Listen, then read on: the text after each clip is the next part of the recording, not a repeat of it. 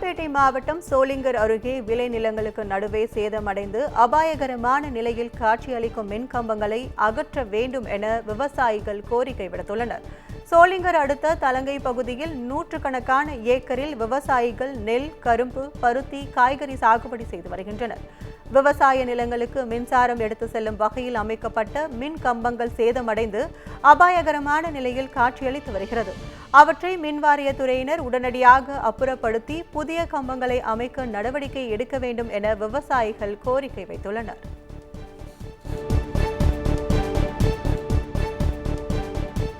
திண்டுக்கல் மாவட்டம் பழனியில் கேரள பயணிகளுக்கும் அரசு பேருந்து நடத்துனர் மோதிக்கொண்ட சம்பவம் பரபரப்பை ஏற்படுத்தியுள்ளது. கொல்லத்தைச் சேர்ந்த கைலாஷ் என்பவர் குடும்பத்துடன் பழனி முருகன் கோவிலில் சாமி தரிசனம் செய்து பின்னர் கொடைக்கானல் செல்வதற்காக பேருந்து நிலையம் வந்துள்ளார். அப்போது அரசு பேருந்து ஒன்றில் ஏறிய அவர்கள் பேருந்தின் முன் பகுதியில் அமர்ந்துள்ளனர். அப்போது நடத்துனர் அவர்களை பின்னால் வந்து அமருமாறு கூறியதால் வாக்குவாதம் ஏற்பட்டு பின்னர் கைகலப்பாக மாறியுள்ளது. இதனால் இருவரும் மாறி மாறி தாக்கிக் கொண்டதில் கேரள பக்தருக்கு லேசான காயம் ஏற்பட்டுள்ளது. இதுகுறித்து போலீசார் வழக்கு பதிவு செய்து விசாரணை நடத்தி வருகின்றனர்.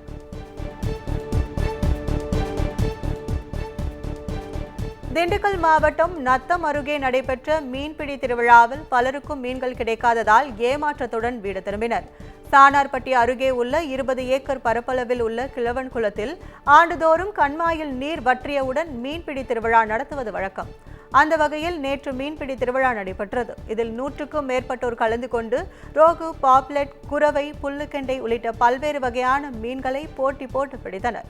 சிலருக்கு மட்டும் 1 கிலோ முதல் 2 கிலோ வரை மீன்கள் கிடைத்தது. பலருக்கு மீன்கள் எதுவும் கிடைக்காததால் ஏமாற்றத்துடன் வீடு திரும்பினர்.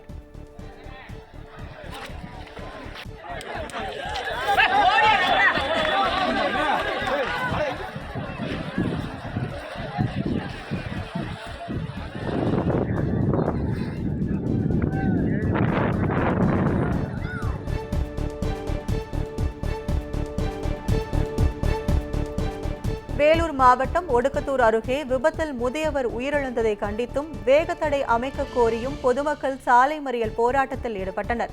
குருவராஜபாளையத்தில் சாலையோரம் நடந்து சென்ற கிருஷ்ணன் என்ற முதியவரை அவ்வழியாக பைக்கில் வேகமாக வந்த இளைஞர் ஒருவர் மோதியுள்ளார். இதில் தூக்கி வீசப்பட்ட முதியவர் சம்பவ இடத்திலேயே உயிரிழந்த நிலையில் விபத்தை ஏற்படுத்திய இளைஞர் அங்கிருந்து தப்பி ஓடியதாக கூறப்படுகிறது. இந்த நிலையில் உடலை பிரேத பரிசோதனைக்கு அனுப்ப அங்கு வந்த காவல்துறையினரை முற்றுகையிட்ட அப்பகுதியினர் தொடர் விபத்துகள் நடப்பதால் வேகத்தடை அமைக்க வேண்டும் என கோரிக்கை விடுத்து சாலை மறியலில் ஈடுபட்டனர். இதையடுத்து போலீசார் நடத்திய நீண்ட நேர பேச்சுவார்த்தைக்கு பிறகு மறியல் போராட்டம் கைவிடப்பட்டது.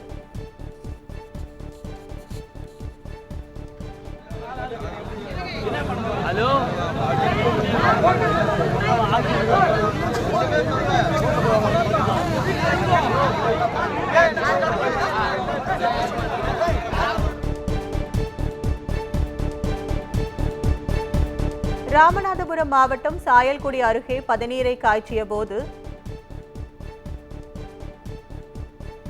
குடிசையில் பற்றிய தீயால் சிலிண்டர் வெடித்து சிதறியதால் பனை தொழிலாளர்கள் வசிக்கும் குடிசை முழுவதும் எரிந்து சாம்பலானது. சாயல்குடி அருகே கன்னிராஜபுரம் வடக்கு தெரு பகுதியைச் சேர்ந்தவர் மாரிச்செல்வம். பனை தொழிலாளியான இவர் கடுகு சந்தை பெரியகுளம் சாலையில் குடிசை அமைத்து குடும்பத்துடன் தங்கி பதநீர் காய்ச்சி கருப்பட்டி உற்பத்தி செய்து வருகிறார். இந்நிலையில் நேற்று குடிசையில் பதநீரை காய்ச்சிக் கொண்டிருந்த போது எதிர்பாராத விதமாக குடிசையின் ஒரு பகுதியில் தீ பற்றியது.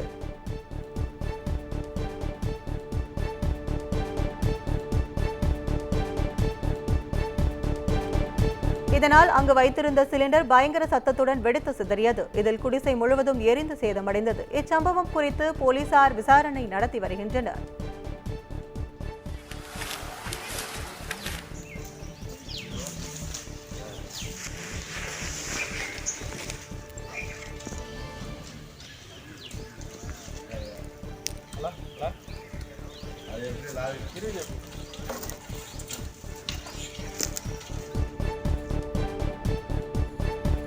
தருமபுரியில் நடைபெற்ற போதைப் பொருட்களுக்கு எதிரான மாரத்தான் ஓட்டத்தில் நூற்றுக்கணக்கான மாணவ மாணவியர்கள் கலந்து கொண்டு சிறப்பித்தனர்.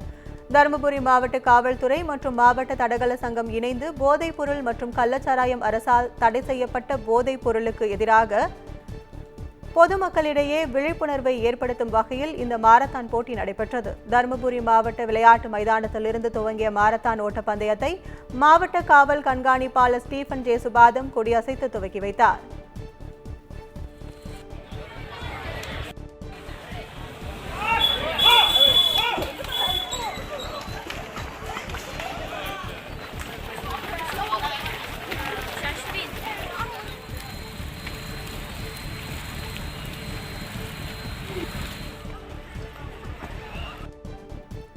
நீலகிரி மாவட்டம் முதுமலை தெப்பக்காடு யானைகள் வளர்ப்பு முகாமில் குட்டி யானைகளுக்கு நடைபயிற்சி அளிக்கப்பட்டது.